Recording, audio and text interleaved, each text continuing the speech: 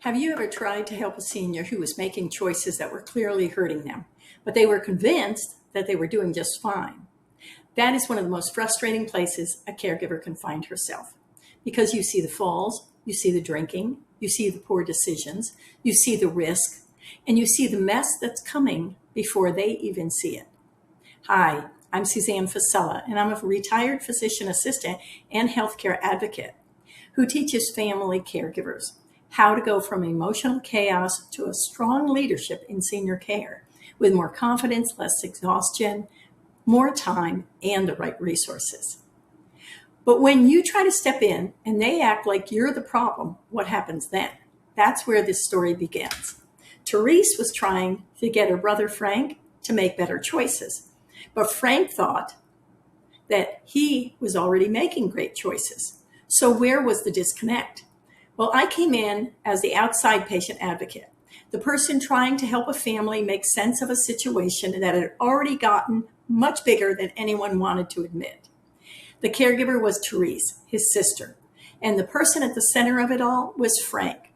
You see, Frank was only 65, and he lived alone, and he drank heavily, and he smoked, still drove, and still believed that he was living the life he'd always lived.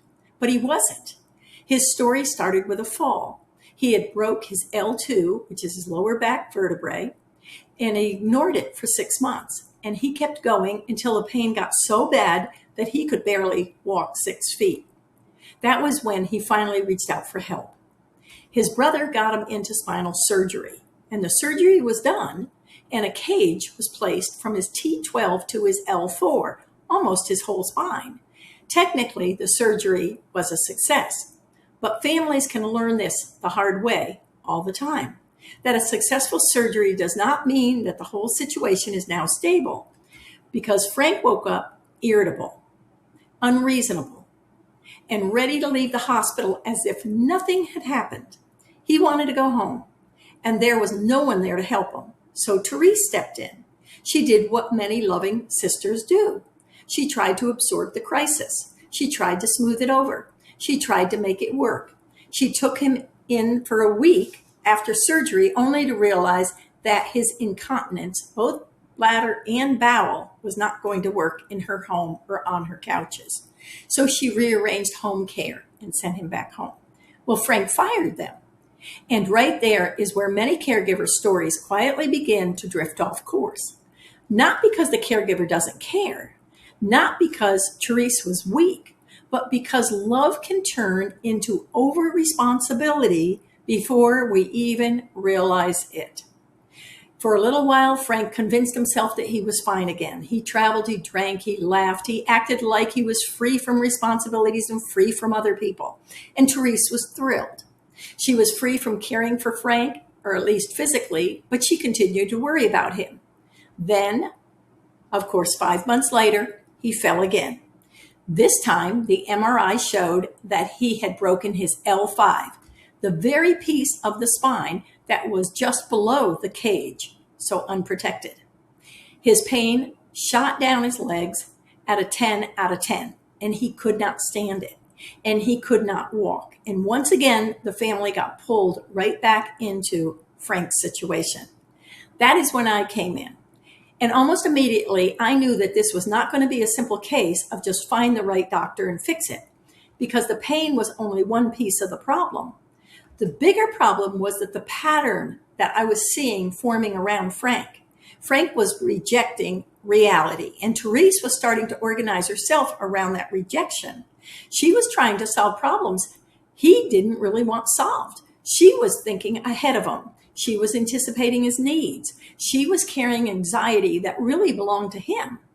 She was trying to keep the whole thing emotionally steady from the outside, and that can be exhausting. And over time, it became dangerous, because when your piece rises and falls based on your senior's choices, you are no longer living on solid ground. Therese had attached herself to Frank's life. His crisis was becoming her crisis. His choices were becoming her emotional weather. His denial was starting to decide how steady she felt inside her own day. I've seen so many caregivers do this. Therese was what we call codependent. Now, the obvious reason she became this way was Frank's alcoholism, but many caregivers never see alcohol or drugs as a problem in their own situation. So why do they become codependent?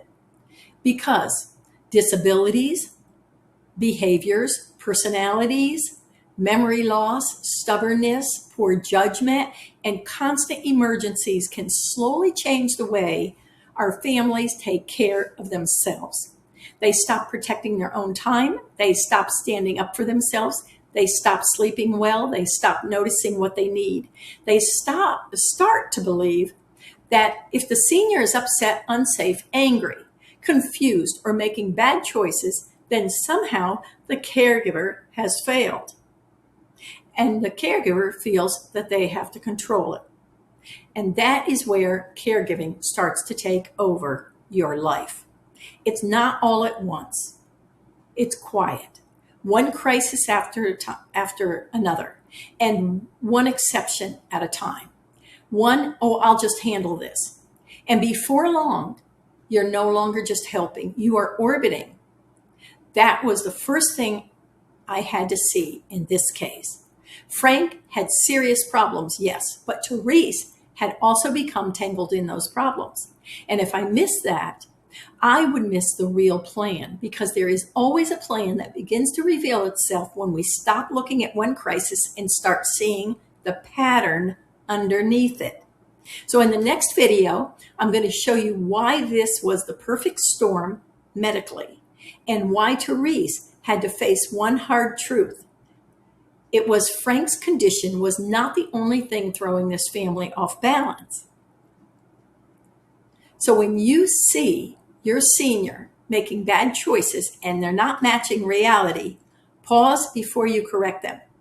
Ask what they want most, then help them see the safest road toward that goal. You can guide them, encourage them, document, and prepare, but you cannot protect them from every minute. Influence is your job. Control is not.